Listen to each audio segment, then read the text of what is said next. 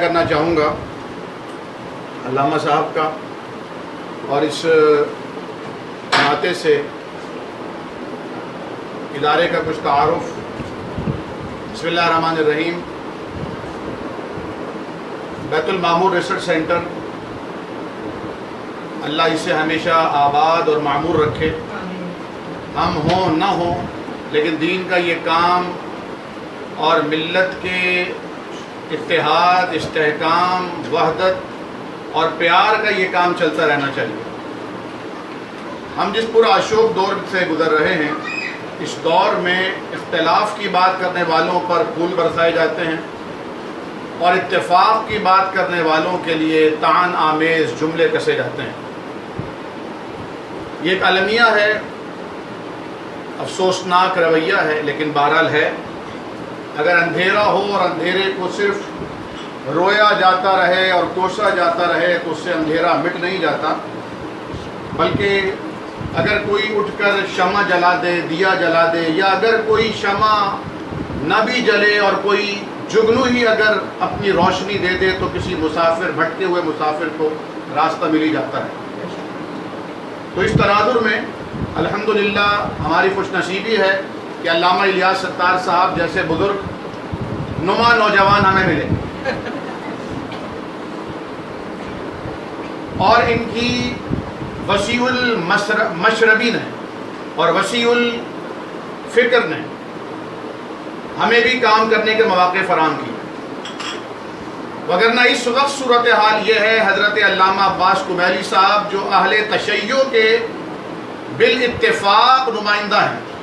ان کی موجودگی میں انتہائی ذمہ داری سے بات کر رہا ہوں۔ اس وقت صورتحال یہ ہے افتراق کی۔ پروفیسر صاحبہ، ہم تو سمجھ رہے تھے آپ امریکہ سے ہو کر آئیں گے تو پتہ نہیں کیا عالم ہوگا، لیکن آپ تو ابھی ماشاءاللہ حضرت بطول کی روایات کی امین بن کے آئی ہیں ماشاءاللہ۔ اس وقت صورتحال یہ ہے کہ لڑائی مسلکوں اور فرقوں کے درمیان نہیں، بلکہ ایک مسلک میں شخصیات کے درمیان ہے، ایک ادارے میں صدر اور نظامت کے درمیان ہے، اور یہ بدترین دور ہے جس دور سے ہم گزر رہے ہیں۔ ایسے دور میں ہوا کا کوئی ایک تازہ جھونکا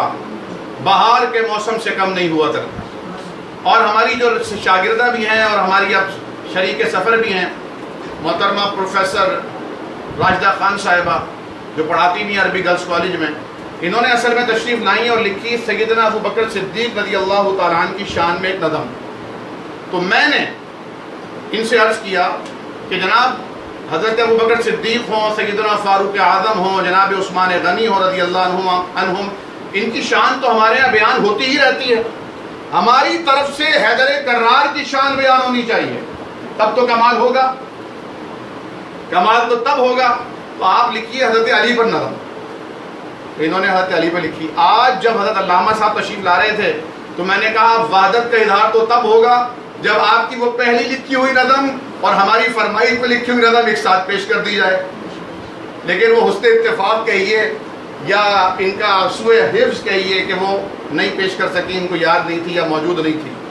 یا دو چشمے بھی جو ہے وہ ساتھ میں چوری ہو گئے، یعنی لوٹ کر لے گئے، لوگ بیگ لوٹ کر لے گئے، اس میں دو چشمے بھی رکھے تھے،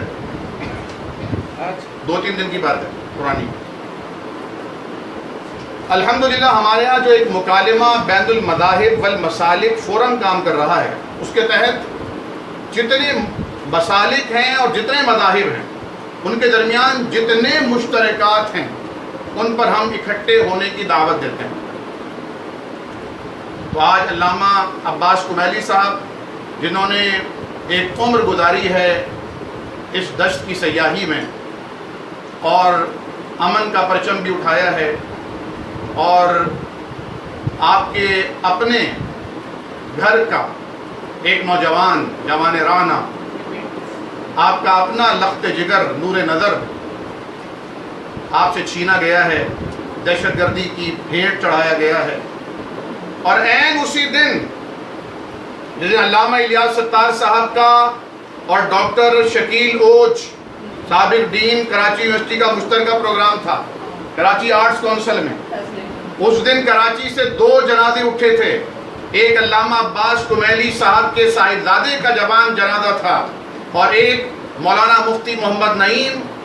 محتمم جامعہ بن نوریہ کے داماد کا جوان جنازہ تھا جناب۔ الحمدللہ اللہ تعالیٰ سلامت رکھے پاکستان کو اور پاکستان کی حفاظت کرنے والے علماء کو، جنہوں نے ہمیشہ پاکستان میں اتحاد اور اتفاق کی بات کی ہے۔ تو آج میں شکریہ ادا کرنے آیا تھا آپ کا کہ اس پیرانہ سالی میں آپ نے دور کا سفر بھی کیا، طبیعت کی ناسازی کے باوجود آپ نے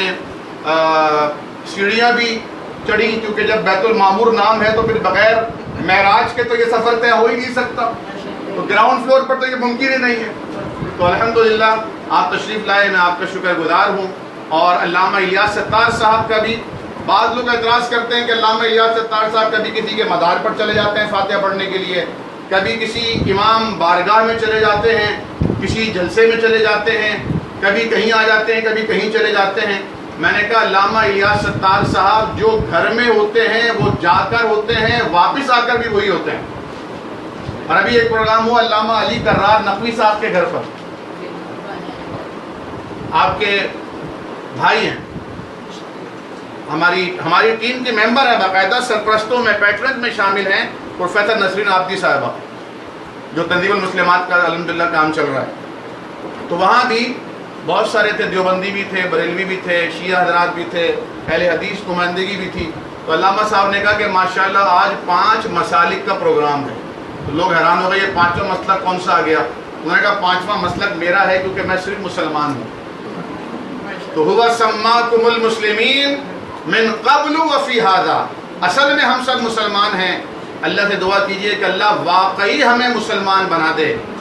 اللہ تعالیٰ اسلام پر زندہ رکھے اور ایمان کی موت عطا فرمائے، تو اس طرح مسلمان بھی ہو جائیں گے اور مومن بھی رہیں گے۔ وآخر دعوانا الحمدللہ رب العالمین۔